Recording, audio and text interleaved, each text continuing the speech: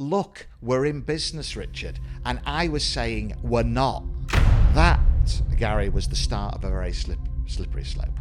I thought my life had ended, Gary. That was it. I really resented my wife when the call was made. I was literally being taken away from society. Do you think you'd still be here now if that phone call hadn't been made? And I stood on that stage and said, do you know what? My business has driven me insane. So from 1 minute in my nice cosy house and a lovely family unit and a business to waking up in this institution. Hello and welcome to Leaders in Disguise. I only have one rule. Please be kind to our guests. To be brave and vulnerable in a world where stigma still exists, I ask you to listen carefully and celebrate their success with me. For this episode, I sat down with the extremely open and honest Richard Abrahams of Leeds-based home improvements business Elmhurst Windows. His dad started a family business in the early 1970s, selling windows for a full house for a total of £99. Richard joined the business in 1992 at the age of 25, where he now sits at the helm of the business and is their sole director. In 2018, after a difficult period of high stress, Richard was sectioned under the Mental Health Act. He now openly talks about his experience, the signs to look for, and how stress can turn ugly if you don't get it under control. I'm Gary Parsons, and I'm on a mission to break the stigma of mental health and well-being for leaders. Before we dive into this episode, I've got 2 requests for you today. Please click subscribe to get the latest episodes notified on your devices, and 2, please join me in spreading the word. Tell your friends, family, colleagues, and most importantly, tell your leaders. Together we can help shape their futures for the better. Thank you very much for coming along. I know you've travelled down from Leeds to come and see me today. So how are you feeling? How are you doing? Just chilling now after the journey, which was 50 miles an hour all the way, but I'm feeling great. Nice to be with you. Brilliant. Yeah, it's been a long time coming, this conversation. I think you were one of the very first people that I spoke to before I even looked at starting the podcast. And so, yeah, certainly it's an exciting one. So, yeah, I guess for me, I know there's going to be people certainly that know myself and know the podcast that haven't come across you before. So just give me an idea, Richard. So Elmhurst Windows, home improvements. Give me a flavour of what the business is. I know you're MD of that now, and we'll touch on that in a minute. Yeah. So for 32 years, no wonder I've no hair left. I've been running the family business. It was established in the early 70s by my father, Jack. And, you know, he set out looking at different opportunities. He was a bit of a wheeler and dealer and found a niche in the window business. I think it was early 80s when PVC windows came into the country. But before that, it was aluminium and timber windows. In fact, it's funny how things turn around and they're back again. It was 1992 that I joined the business. I had no intention of joining it. I was at Yorkshire TV actually at the time. My passion was probably in the media or in that industry. And for whatever reason, things weren't working out there. Things were changing in TV as well. And my father said to me, look, don't come in the business. We're entering a recession. It's bad news. Forget it. Anyway, I went in for a little summer's job, as they say, 32 years later. I bought the company. No. So here I am. So for it's been going 50 years plus whatever for a window and door company to have the same structure and not being bust umpteen times and set up again. And we seem to have a pretty good brand in Leeds. Doing well. So is it just the Leeds area then that you look after, or the business looks after? Predominantly Leeds. LS postcodes have quite a big area to cover. Brilliant. And you talked about Jack, your dad, and I've looked online and I've seen videos of him talking. I can absolutely see the similarities in how passionate you are talking about it and living and breathing the business. Even now, like when I saw like all of these many years later, I could see how passionate he was. Did you always know in your own mind? Did he always want you secretly, do you think, to go into the Windows business? It's funny, when you are brought up in a family business environment, all the chat that you hear is sales and salesmen and leads, and and Dad was a great marketeer. He was never he wasn't technical. He was a great salesman, and a lot of people say, God, I can see, like you said, I can see Jack in you, although I've got a lot of my mum in me as well, in terms of her, I suppose, the more sensible side. Jack's is an extrovert character, and he took opportunities. But Dad always saw Elmhurst as his little baby, and he was very good at delegating. He had a very good manageress in the business for many years, Enid. She was amazing. She was called the Ayatollah of the industry.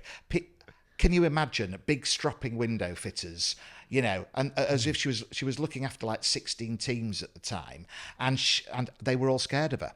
And it was her that taught me the business, not my dad. I was working literally under her, and towards her retirement, I took over from her. She taught me a lot.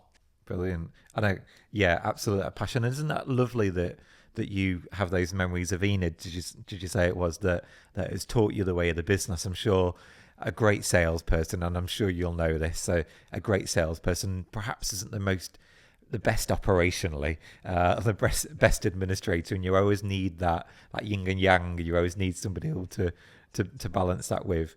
Which side would you say that you're on now?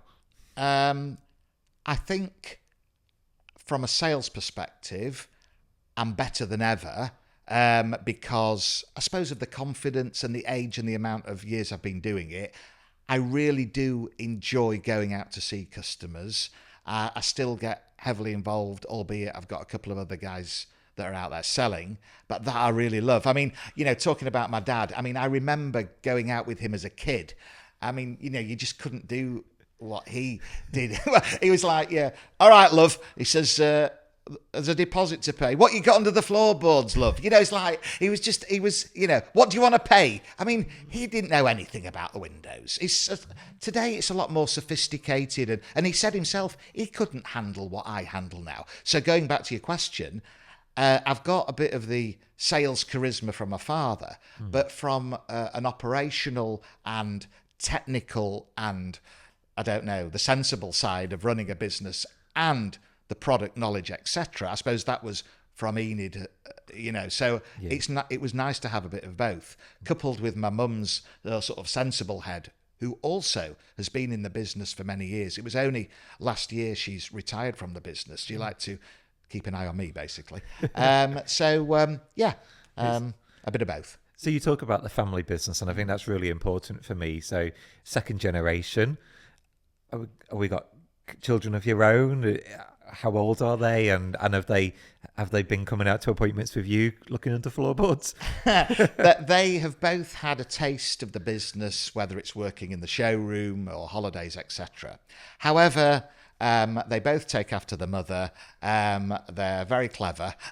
My son's just sat his last final exam in law. Imogen, my daughter, she's training to be a clinical psychologist in London. So they've got real careers as opposed to being in double glazing. So where does that leave me? Interesting. I have an amazing guy in the office who's come from Leeds Uni, Henry, who I have worked with for 2-3 years. He came part-time. Interesting story how I recruited him, actually. And he's probably going to be the next generation. I see him as really part of this family business, because everybody in the business is like the family. But Henry is going places. As a terminology we use, I know I've used it for 15 years, as the talk staff family, and as I grew my business, but there's lots of I see people talking about it in a more of a toxic way, and they say, oh no, actually you're a team, you aren't a family. Give me your views on that terminology. One of the reasons we're still going is because of the longevity of the team. And we have window fitters, installers, surveyors, and administrators that have been in the business longer than myself. That sums it up. So they've worked for my dad and Enid. They've gone through. We've worked together. That also causes a problem longer term because having to re-recruit and obviously, window fitters don't last forever, or the knees don't. Yeah. That's brought its own challenges on the recruiting side. But you know what? When we are a family, that we support each other, and you take things like COVID and lockdown, and it's a challenging time for people and their personalities and their characters, whatever, and we work together through it, and they we feel we can just sit down, have a coffee, and so that it is really a family. It's a family team. Yeah. And it's great. And yeah, a family team. I like that. I might use that terminology That's in the future. You heard it here first. A family team. That family unit, I guess, is what we're looking at. Does family ever become a challenge or a problem within the business? Yes. The thing is that, the first challenge to me is that I am on my own. I haven't got any co-directors. Although I've got an amazing team of people to discuss challenges and bounce things around. I talk to my father every day. We're very close. But Dad's 85, 86. He's sort of not really in the world of today. He still thinks, I won't say like a market trader mentality, but things have changed. So some of the things we can't really talk about. Yeah. My wife, she is a very cautious person, and she actually was brought up in an academic world. My father was a lecturer, and she's worked in the civil service for many years. So I've had to teach her a lot about the commercial world and something she doesn't really understand. So, for example, she would be very cautious of me spending money on TV advertising, or why you're spending money on the bus. It's like I've had to sort of educate her with the reality of taking risks. Yeah. And so that in itself has challenges. I guess that grounds you as well, though, doesn't it? Because I know as a lawyer, as somebody in the legal world, risk is always going to be there, but they desperately want you to avoid it, and they will give you that. And I've worked with solicitors over the years that really want you to walk away from things that you need to take that risk on. And I think there's that like intuition there that your dad has. Yeah, I suppose it's nice now that I've got not only my wife as the lawyer, my son's very much on law because he's doing his, obviously, law finals, so that's handy. I've got a psychologist in the family to look after my mental health, so I'm sorted. Let's dive into that a little bit more then. It's a nice transition into it. It's because running a business is probably the best and craziest thing that I ever could do, and I probably would repeat it again if I could do. Ask me depending on what the day is. You've just said there that you are the managing director. You don't have any board of directors. You have a wife who you will be pulling one side and your dad pulling the other, perhaps, if that's an analogy. How do you manage your mental health when the pressure's on, when the sales aren't coming in, when the industry is changing constantly? I don't think people understand fully what an SME MD or owner goes through. I'm sure you do. Yeah. And literally it is a 24-hour, 24/7 business. When we really try and drill down what affected a very horrible time in my life with acute mental health, my wife always said that all I was doing was looking at the bank statements and juggling figures. But I did that anyway. But the point is it like the stress bucket situation where it wasn't just juggling figures, it was juggling everything else. And had I got to a point, because I didn't really maybe I didn't realise how to manage my stress, that it was just all too much at one point, and that was the catalyst that threw me over the edge. Is that not just a normal entrepreneur? Normal's an interesting word, but somebody that's so ambitious that they live and breathe their business, and dealing with what your dad had been driving these values of pushing forward for all of these years. Yes, in a positive way. Yes, very much so. Maybe I hadn't fully reached my potential in confidence and manoeuvring and thinking different ways. But the problem with me is, or the problem specifically with me, was my thoughts obviously influenced my behaviour. And I was listening to your first podcast in the car coming down, and you mentioned CBT. So my thoughts were getting carried away. And, in your own business, when things go a bit quiet, the phone's not ringing, you start in a sales business, because that's what we are. Yeah. You think, Christ, what's going to happen? And it's amazing how your mind can send you down a very slippery slope. So although at that particular time, and there were other things that potentially were stressing me, but in particular, it was, wow, it's quiet here. And what if? And those thoughts were so powerful that the business it was suffering because it wasn't as busy, but it certainly wasn't as bad as the picture that I was building in my mind. And that, unfortunately, led me down a really bad path. I'm going to get into that in a moment, but I'm just wondering, in that moment, and I'm sure there'll be lots of people watching and listening to you and absolutely relating to that, especially of recent times with cost of living, and I feel like this potentially is quite relevant for now as well. Who around you did you have to pull those negative thoughts and feed you those positive thoughts, or was everybody else thinking the same as you, do you think? I had and have probably the best network of family and friends that you could have. My wife said, "Will you stop making more friends, because I can't cope with it." I am that sort of character. So one of the questions then you may ask, or one may ask, is, with all that backing and support, how did you end up in the place you did?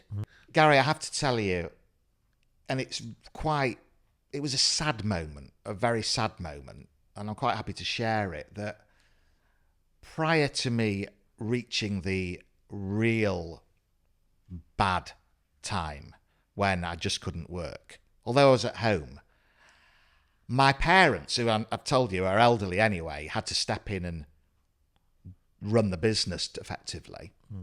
And the saddest thing was that my parents had to keep coming round, showing me the figures, the sales figures, the bank statements. Look, we're in business, Richard. And I was saying, we're not in business. And the phrase I used to my wife every night when I was just about going psychotic was, the shutters are down.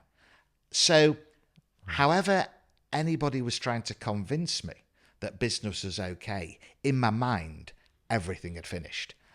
And that is awful. And what my mind was thinking as well was just pretty horrific. It's that moment of irrationality, isn't there, where you can't see wood through the trees, and trying to think of the right phrases, that you can't be rational with an irrational man. There's definitely a phrase there. I'll dig it out. And it's almost pointless to let's just work with you on that. And I'm sure was it your daughter who's a psychologist, that she'll be able to give you a better view of that. Perhaps I'll give her a call.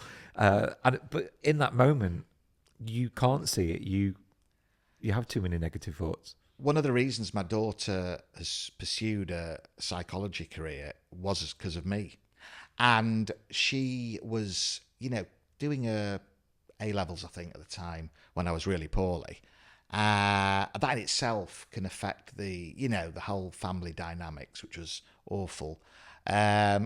She's used me as a case study or two in some of her findings, but she texts me from time to time or rings me. Oh, Dad, by the way, so-and-so's happened, or just talking about a certain type of medication, and she's. I suppose this has got me interested in the whole area of mental health as well. But I think I don't know if it helped her or spurred her on, but it certainly fascinated her to go on and do she's hoping to do a doctorate shortly in it. But so there it goes. So let's get into it then. 2018, you and I've checked, and you're happy to talk about this, and this may be an opportunity just to warn anybody that's listening to this that they had a particular bad time with your mental health. So, of course, I do my trigger warning disclaimer that I always add into this. To paint this picture then, you were in a business, had a quieter period. Let's be rational with this. Talk to me about those days leading up to the event, shall we say? How did you feel? Yeah, so I had two particular bouts of mental health issues. 2008 was one of them, but I think 2008 was the crash coming up in, and I think it was just the global recession. Yeah, exactly. Wasn't it? Yeah. But that wasn't too bad. But 2018, I think the economy was. I think the stock market took a dive, but, maybe things were a bit quiet. However, for me, it started with the waking up very, very early in the middle of the night. And in particular, I was waking up with very, very strange sensations in my body, which, being a... I think they call it a cyberchondriac, or who likes Googling your symptoms. Hypochondriac. No, there's hypochondriacs, but I was cyber, because cyber is when you're on Google looking at your symptoms. So you were laying in bed looking and so saying, I thought, there's something wrong with me. My legs are terrible. I've got pains in my legs. I feel like I've been submerged in water. The most weird sensations ever. And I thought, this is strange. And this sort of this was the trigger, which was actually physical symptoms, but I didn't know it was mental. So this continued, and then it was getting worse, and I went to the doctors and I told him that I'd got multiple sclerosis, because that's what I've Googled. And he said, can I swear on this podcast? No, if you like. He said, don't be a twat.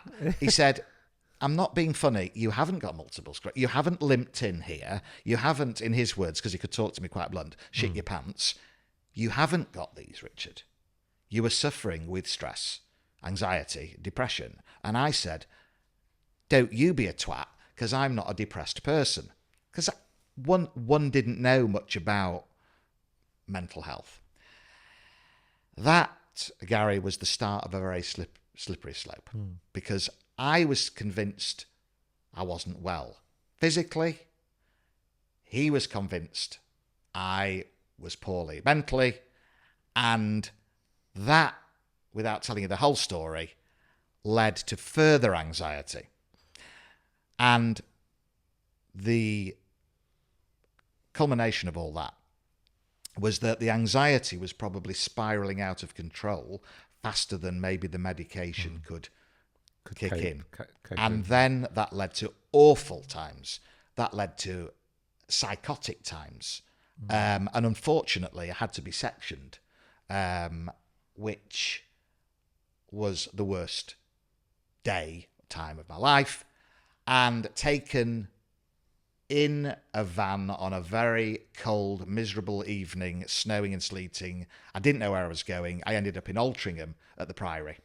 And the Priory is, although one may glamatise it and say, oh, it's for film stars and celebrities.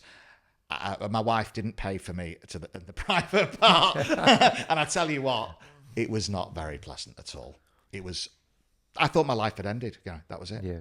Who made that call for you, Richard? Who decided that enough was enough, that something technical had to be done? Because being sectioned into the Mental Health Act is quite a big step. I think that I was under the crisis team in Leeds. They were coming to my house at all hours, were phoning them, and and obviously I wasn't. I had to protect myself, and the family had to.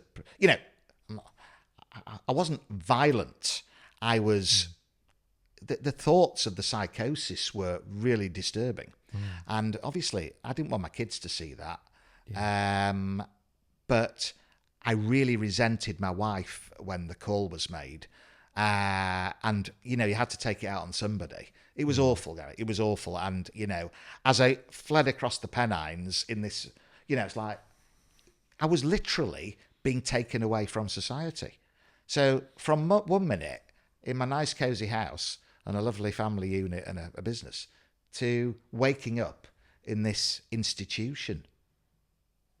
And with the people that were, with my inmates, as it were. I laugh now, but wow, I mean, I still can't believe to this day how I ended up there. I can't.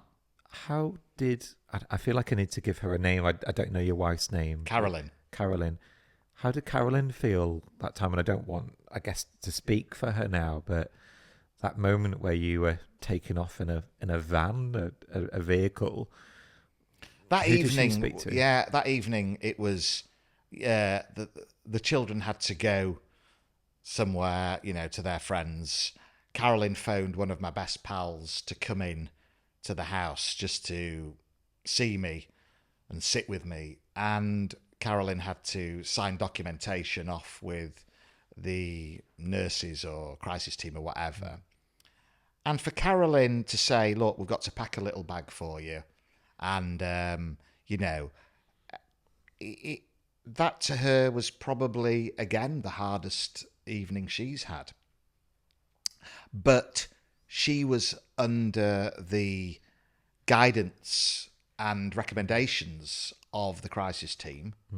And again, Gary, it was very hard to believe that it got to that point. And I could just see, it's sending shivers down my spine now. These two mental health assistants, practitioners, a guy and a girl, quite big actually. And I mean, I can just see myself sitting on the bottom step of the house, and I wouldn't say they had to drag me in, but it was just like, was I in a movie? It was like. I guess so many people see that image and they think, oh, did they put him in a white coat and tie his arms? And I've never seen that happen. Is that reality for people listening or watching? I got into the this like transit van or whatever, and I actually had my mobile phone on me. I was allowed that. I wasn't allowed a lot of things, and I remember I had this chat with a very good friend of mine, another friend. I phoned him and I said, James, you've got to get me out of here.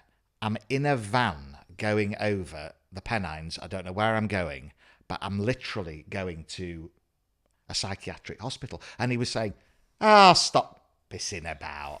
He says, no, I'm James, I'm telling you. And we were recalling the conversation. It wasn't real. So you've listened back to that conversation afterwards, then? Not listened back, but we've chatted about it. Funny, James said, "Why did you phone me?" But I also phoned my dad, and it was just, it's still hard to believe. Yeah. One of the questions I wanted to ask you was, taken away and admitted to a psychiatric hospital clinic. I know you weren't able to make a decision, didn't have that capacity by the sounds of it. Were you ever annoyed with Carolyn, with family, that decision had been made for you? Well, totally. I mean, I found her and I was so angry with her. And I said, you have put me in there. She said, look, but, listen, every day she came to see me and there was a rota of people from Leeds. What an amazing, there was a WhatsApp group and people came over every day. I mean, actually, that's not normal. You're normally there and you might get an odd visitor, but people were coming with food and, new clothes. And so Carolyn was so supportive. She actually took time off herself to become my carer. But yeah, looking back, I don't think it was the wisest move to get me better, because I think my stress levels were even higher in that particular environment, especially with the people that were, with the greatest respect, I was in there with. So it just, but I had to be in there. Yeah, and I guess we'll never know whether you could have gone down another avenue, and it is for your safety. Exactly. And I guess again, there's going to be people that are going to be watching, listening, that thinking that might be in that situation now, and their other halves, their family, friends, whoever they might be, and thinking, do I make that call? I think the obvious answer is yes, make that call and have a conversation with somebody. As you said, that there was professionals involved in that. Yeah, I think the defining moment for, and there will be people listening and watching and saying, yeah. But the defining moments, I remember walking round one of the parks in Leeds with a friend of mine prior to the crisis team getting involved. And I just said to this guy, you know what? I need some help. So it's interesting that, because that is when you feel you are completely at a loss. And when you say those words, that spurs things into action. It probably was a bit too late, to be honest. But certainly as a man, we're not very good at. Do you think you'd still be here now if that phone call hadn't been made? I think so. To see me now, Gary, and if you'd have just met me, and that's the amazing thing. Is it a thing? When I was diagnosed with something called recurrent depressive disorder, hey, I've got something. There's a comfort behind a label sometimes, isn't there? Hey, that's great. Funnily enough, the psychiatrists do say that this can occur every 10 years. And isn't it a coincidence? 2008, 2018. So I say I've got a few good years left to my next bout. That's in jest, I'm sure. In jest. Yeah. But the recovery, although it seemed a lifetime, was a few months to get me right back into the workplace. Crikey. It took a lot of confidence, etc., and rebuilding. But what I'm saying is, there are people, as we know, Gary, that get ill and don't recover. Yeah. Someone I knew at the time that's going through a similar thing is still years later not functioning, not at work. He never recovered. They tried everything, but thank God, mine was.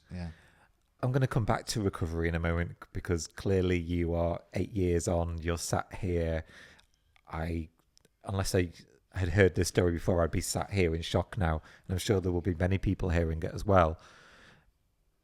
How long if we talk about the journey for that happening, from that moment where you started to feel the symptoms of waking up and your legs were aching and you talked about feeling underwater, to getting in that transit van that day, how long was that? Do you remember how? And I guess it's going to be different for everybody. About 8 to 10 weeks. Wow. Now I am shocked. Shocked in what respect? That it was 8. I thought you might say 8 to 10 months. Really? So for something to turn around that quickly. Yeah, and I think that really surprised. I think things were obviously bubbling up earlier than I think, like the legs thing. was the sign that there was something not right previously, but it hadn't. I was masking it. Which leads me into my next question perfectly. And we talk, leaders in disguise. I can see you looking at the logo. It's absolutely, we do. We mask it. Forgive me for saying your age on here. What, 56? 56. Let's say 50-ish old man at the time, in a very male-dominant industry, stereotypically so. I think it's getting a hell of a lot better in the trades, manufacturing, construction industry. Mm-hmm. That must have been difficult for you to be able to unmask in there. Do you think that had a big factor for you? Yeah, I mean, so much. Well, on that particular point in the construction industry, I am now, just moving the clock on, an advocate for men's mental health in particular in our industry, a massive conference. And I'm also hosting part of the well-being side of the conference again in October. I literally exposed to 500 people that there's a big problem with men in this construction industry. And I stood on that stage and said, do you know what? My business has driven me insane. And I wouldn't say there was loads of applause or whatever, but the amount of feedback and people that came up to me afterwards and said, wow, this has opened the doors to something that is really needed to be done. Which is a great opportunity to lift that mask. And I saw that note. So so 2018 was when you were admitted. In 2020, you won an award from memory. And then not long after, you stood on stage in front of, was it 500 CEOs, business owners? Yeah. That was amazing to be able, again, shocked that when I saw that you're able to go there and do that. Mm. What was the feedback afterwards? Do people come up to you and were you alone? Actually, one of the I spoke at a charity event, and I got like a standing ovation when I told my story. It was actually to raise money for some mental health practitioners at one of the welfare board in Leeds, who is a fantastic organisation. And in fact, Rory Bremner was on stage with me at the time, and he said, "Wow, follow that," he said, and that made me feel great. And my kids were there and my wife at the end, and hugged me or whatever. And but I wanted to tell my story. I did feel amazing, and it did help raise money for mental health. So you can't say fairer than that. That's an interesting. So again, only 2 years after that happened, that moment, that situation where you were taken off and visualizing and seeing this transit van driving away, and not to a nice destination of holiday anywhere, perhaps a respite. That must have been a pivotal part of your recovery. And I guess, did you have support along the way in those 2 years to get to standing on stage and suddenly telling your own experience? Yeah, I mean, standing on stage for me was always something that I loved. And I suppose in my second life, as you may call it, or now, any opportunity that I get to do that, I love anyway. And because I suppose mental health and this whole journey is something of a passion, then why not do it? I've always wanted to speak publicly. And now I'm speaking about a subject that is very close to my heart. So in a roundabout way, it's giving me a better life for doing this anyway. If people listening to this are in that zone of seeing business figures dropping or whatever it might be, and I'm sure from relationships to business performing in different ways, and so many things that people are experiencing, If you could talk to yourself back in 2018 and those, you say 10, 13 weeks before that moment where you were taken away, what would you say to those people then? And is that too late? What could they be doing before that? So why not look at the moment now? Because I'll tell you that after an amazing growth after lockdown and COVID, suddenly the harsh reality of the economy is that in our business, which is home improvements, people are not making quick decisions and are not spending. Now, my attitude is, well, it's the economy, and we'll go through this challenge, and I'll embrace the challenge of it by actually doing other things that I enjoy anyway at the same time while things make a recovery. So actually I am going through a period now, Gary, that it is quiet, but I've not had a breakdown. In fact, just the opposite. I don't have the fear. And I think I was listening again to your podcast about that. This fear of loss. You know, my father always said, look, I know I was protecting the company and his baby. If you see the writing on the wall that there is no business, you get out of it. And maybe back in 2018, my mindset was on this protection, the worry. That I was so, I didn't have the foresight or the confidence or I don't know what I didn't have then, but I have it now because I've got a different mindset. And also I think that sometimes things aren't forever. Yeah. And I talk a lot about success and failure because we put so much emphasis on that. You mentioned this failure in your podcast about you don't mind if you fail. Well, failure is it not just part of a journey? It's just, I might fail to go home the right way. I failed to come the right way on the way here. I just took a diversion because I was in autopilot, ironically, today.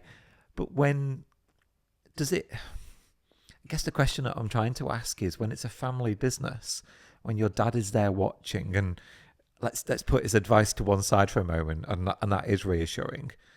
Is there an extra pressure there to not let the business fail? Does it feel quite final? And I suppose at the time, it was awful because, going back to your question about the family risk, I mean, here I was in a psychiatric hospital. My dad was so frustrated because he was elderly and didn't really know how to run a business like he did. He was screaming at my wife. There was an awful battle going on because of my dad's frustrations, because that's what he is. My wife found it very difficult. And yes, maybe I felt that I was hanging on for dear life to protect his baby. And have I let him down? And the irony is maybe that I felt I was going to let him down. So there is an extra pressure there. But I'm a different person now with different thoughts, which ultimately leads to different behaviours. We talk about habits quite a bit. And again, I feel like, and apologies to anyone listening where these come up again and again, but it's a great reminder and a great refresh. Have your habits changed? You talk about mindset. Have your habits changed in the way that you go about business now and you live your day and live your life? Oh, without a doubt. Without a doubt. And that's why I'm probably living the best life ever now. So let me give you, one or two examples is in delegation. And like I talked about Henry, my number two, as it were, let him get stuck in, make mistakes himself and build his confidence. Not feeling guilty about running into the office. COVID changed that. If you're not in the office, you're not functioning, you're not running the business. You can run it from anywhere. CBT taught me a lot about decision making. Oh, I was terrible, Gary, at making decisions. I was so worried I was going to upset somebody. So I asked all these people, what would they do? What would they do? Driving myself mad. And then probably making the wrong decision. Now I go with my gut feeling. Whether it's right or wrong, I've made it. Feel a lot better for it. I have changed. I've become more selfish, probably. Probably considering people too much. Yeah, that kind of death by society, death by committee. So, and if I don't want to do anything, I won't do it. Now, and my wife said, God, you're a mate, I wish I could be like you. She was saying, you've changed. I said, I've had to, because it's better for my mental health. And that's it. I'm really pleased you said that, because in my head, listening to you, I've learned so much today. And I guess we've got like 5 sort of minutes left at this point. Is we don't prioritize our mental health and well-being at all, do we? We get so dragged into it, and it's great. I can hear Rational Richard. That's maybe that. Oh, there you go. There's your hashtag. That'll be my new podcast, Rational Richard. Yeah, Rational Richard. Yeah. Because you're more mindful. You've relaxed. You are living it, and you're owning those mistakes. I love that word. Forgive me. I love the word mistake, and how we make mistakes. How we go and fail. It's fine, because we'll sort something out. It'll be there. If it's a huge failure, it might be fatal. The business might go. But do you know what? I see so many business the Phoenix businesses that then relaunch under a different name. It's not as bad as it looks. But actually, I'm picking up what you said a moment ago. And the words that your dad used was, don't call it a day. If it needs, I can't remember the words you used exactly, but call it a day. If it gets that much, call it a day. Now, let's wind it back to 2018. I wonder whether that was something that you would have preferred to have had that advice to. And I'm not saying you should have called a day to it at that point, but having that pressure removed from you, I do wonder whether that might have changed. We'll never know. No, you don't. And the problem is, I think I was in a different mindset in those times. Because of Men's Health Week, I attended an event recently that was all about that whole hashtag man up. Steve Whittle, I'll shout out to. He's an amazing guy. Yeah, I spoke at the men's. I spoke at a conference in Manchester, and he spoke as well. Steve, amazing guy, and hopefully we'll have him on in the future. I'm sure we will. And with this whole hashtag man up, there's almost that pressure to say, get a grip. I said it to myself 5 years after I had my diagnosis with Bell's palsy. I said the only way I could get on with it is to say, come on, get a grip, move on. It's the only way you're going to be able to do it. I know that I feel like we're at the start of that journey for men personally. In the trades industry and construction industry, do you think that is it still there, the whole hashtag man up? And why are we scared to come along to it? Why are we stop? I would say that from a personal point of view, very quickly, in the business, I have had 2 or 3 big guys that are on the tools, and they have suffered. And I've seen the signs, and I said, come and talk to me. And we've had a chat, or various chats. And I said, you're suffering with your mental health. And at first, no, I'm not. They know they are, and I've helped them. So they've accepted it. And I think people are accepting mental health is very important. And as again, in the construction industry, it's wide open for discussion. I guess health is so much more rounded as well, isn't it? It's what we eat, it's sleep that you spoke about, it's the stresses around us, it's a 360-degree approach to everything. And as a man, we've got to be mindful of that. Even more, I guess, we've got to be more mindful of it, because there is something out there that people are telling us, as men, you can't do this, you can't do that. And we are trying to break that. And I think just by listening to you and being in the industry that you are, a 50-something-year-old man in a construction industry that's second-generation business. There's a lot of strength in the vulnerability that you've shown today to say, look, if it happens to me, it can happen to anybody. And if you do it too late, it could be fatal. Yeah. What could employers be doing to help men? I definitely, this is something that I'm actually going out to the construction industry, in the window and door industry. I'm doing this myself. I'm making myself available to help coach people in the industry, whether it be salespeople, fitters, or whatever. Let's talk to them and let's build programs of well-being into the handbooks, and it's part of the journey.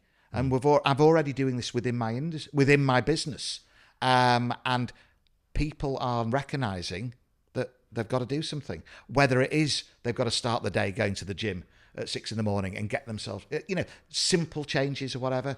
But I've had to drive this and initiate this, and helping people change is important. Brilliant. I guess we'll leave that there. I've learned a lot about myself, as I do every time that I record another show. It's been great to talk to you. Elmhurst Windows. If you're in the Leeds area or the Yorkshire area, then let's reach out to Richard and the team. I'm sure that you'll get some people coming and knocking and hearing. I hope so. By the way, is there any plans to expand in the future, or are we sticking to Leeds? There's enough doors to knock on in Leeds. Thanks very much. And you probably have put the half of those in there yourselves. So. Yeah, and we're doing them again. That's right. Yeah. Brilliant stuff. So if people want to find you, social media, you're on all of the different platforms? Yeah. So if they want Elmhurst Windows, we're all over social media. If they want to learn a bit about the mental health side, we www.rewiredevents.org.uk. That's something about the Mental Health Day. I'm on Instagram, Richard J. Abrahams. Got my own little website as well. You'll find me somewhere. Brilliant. And just one last little mention. I'm going to look for my notes on this now. The GGF, is it the Glazing? Glass and Glazing Federation. Glass and Glazing Federation. So there's a mental health kit that I know that you've worked on that's gone into that. And and that's what I'm developing with the industry in general. Basically like a first aid session for our industry, and hopefully a little bit more of that. Massive pioneering moment, as your dad did back in the early 1970s. Exactly. Full house for £99, yeah. Full house for £99. We'll find that clip and put it online. I still can't believe that. Thank you. Thanks so much for coming. Great. I know you'll inspire many men out there, and you've inspired me. So, thank you very much. Cheers. Thanks a lot. Cheers. Thank you. Thanks.